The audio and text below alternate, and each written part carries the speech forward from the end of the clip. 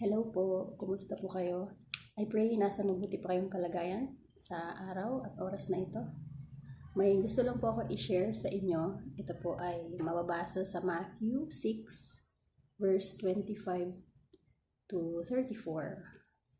Sabi po dito sa Matthew 6:25 to 34, "Therefore I tell you, do not worry about your life, what you will eat or drink, or about your body, what you will wear. Is not life more than food, and the body more than clothes?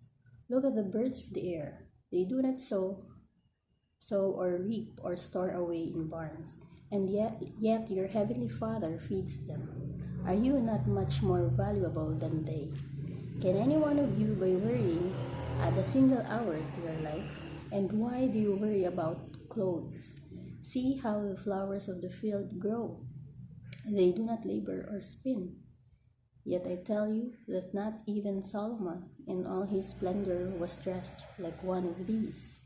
If that is how God clothes the grass of the field, which is here today and tomorrow is thrown into the fire, will he not much more clothe you, you of little faith? So do not worry, saying, what shall we eat, or what shall we drink, or what shall we wear? For the pagans run after all these things, and your heavenly Father knows that you need them. But seek first his kingdom and his righteousness, and all these things will be given to you as well. Therefore do not worry about tomorrow, for tomorrow will worry about itself. Each day has enough trouble of its own. So, tayo pong mga tao, as we live in this world, may mga alalahanin tayo, may mga worries tayo.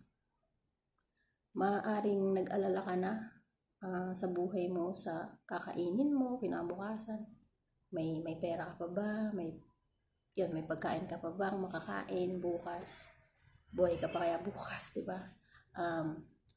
Ano kaya yung susuotin mo? May masusuot ka pa bang mga damit, di ba? Yan yung mga basic na inaalala natin, di ba? Yung mga needs ng katawan, di ba? Yan, usually.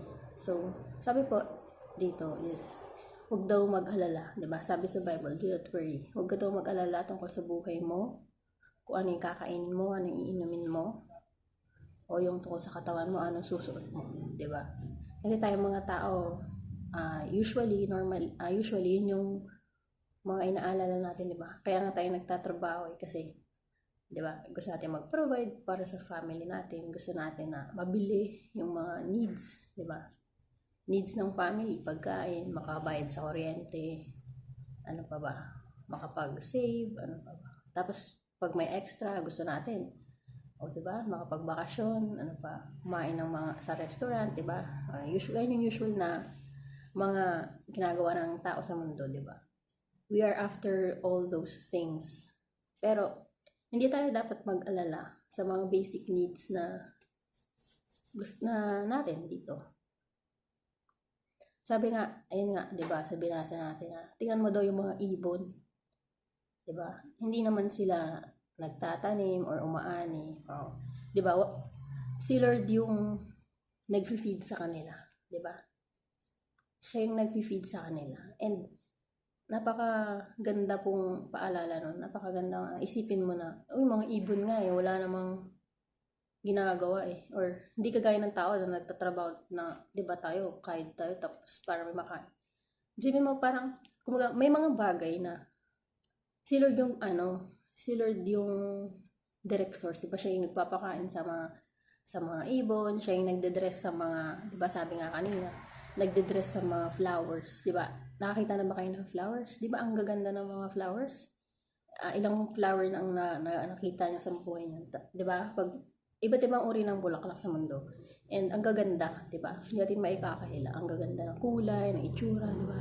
And naisip ko na ba kung sino yung lumikha nun, sino yung gumawa nun, ano yung dahilan, bakit ang gaganda ng mga halaman, ng puno, ng mga flowers? It's because si God yung nagme-maintain sa kanila. Siya yung nagdadamit sa kanila. And sabi sa Bible,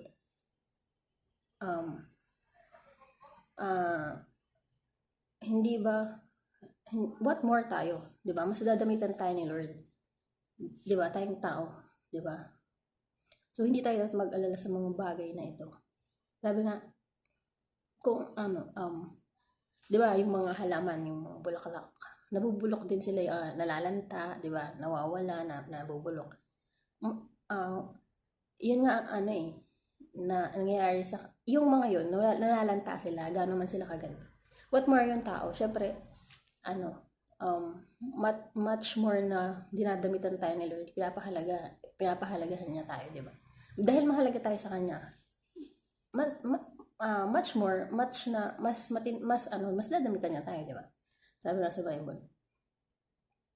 So, sabi, yun nga, inulit-ulit na, wag tayong mag-worry sa mga bagay na yun. Kung ano yung kakainin natin, ano yung iinumin natin. Kasi si Lord yung bahala dun. Ano ba yung mas mahalaga? Diba? Ano yung mas mahalaga? Ang mas mahalaga dun is, okay, wait, sabi, for the pagans run after all these things, and your heavenly Father knows that you need them. Yung mga pagan daw, hinahabol din nila yung mga bagay na yun. They also run after these things. They run after all these things. At alam ng Diyos, alam ni God na kailangan natin yung mga yun. So, hindi tayo dapat mag-alala. Yung mga pagans, yun yung mga tao na walang relasyon sa Diyos, hindi sumasamba kay Lord, hindi nakakakilala kay Lord, kay Jesus Christ. At sila, they are after all these things. And tayong mga anak ng Diyos, tayong mga may relasyon sa Diyos, sumasama sa Panginoon, naniniwala sa Panginoon. Alam na ni Lord yung pangangailangan natin, yung mga pangangailangan natin. So, we do not have to worry. Pero, ang dapat natin gawin is, seek natin yung kingdom niya, di ba? So, ito Matthew 6:33 nga, sabi, seek first His kingdom and His righteousness, and all these things will be given to you as well. So, unahin natin yung kingdom ni God, isik natin siya, pahalagahan natin yung relasyon natin sa Kanya araw-araw. Isik natin siya everyday, pahalagahan natin yung relasyon natin sa Kanya, yun dapat nating i-prioritize, unahin lagi. Huwag nating hayaan na mawalan tayo ng connection sa Panginoon, ng relasyon sa Diyos. At isik natin yung righteousness ni God, yung katuwiran niya. Diba maglakad tayo sa holiness, godliness. Yun. And lahat naman ng bagay na desire natin, na gusto natin is, diba, ibigay naman yan ni Lord as kapag sumusunod sa Kanya, kapag sinisik mo siya. So, according sa Kanyang kalooban, diba? So, hindi tayo dapat mag-alala sa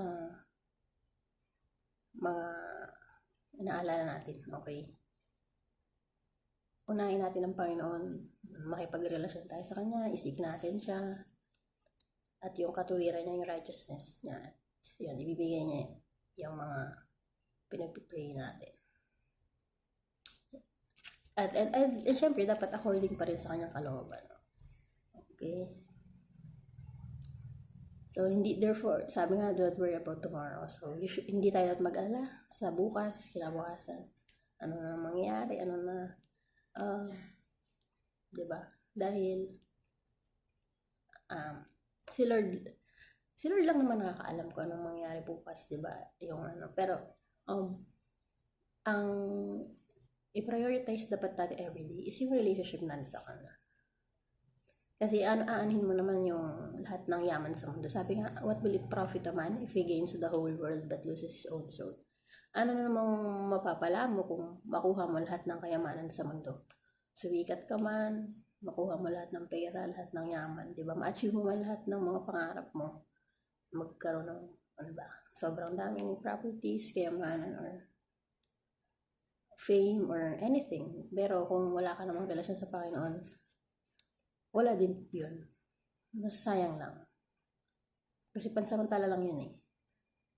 And what matters is our relationship with God, with the Lord Jesus Christ. Ngayon po,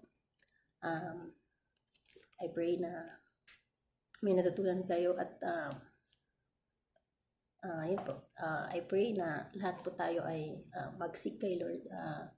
I-prioritize natin yung ating relationship sa Kanya. Isik natin siya sa ating buhay. Maraming salamat and God bless po.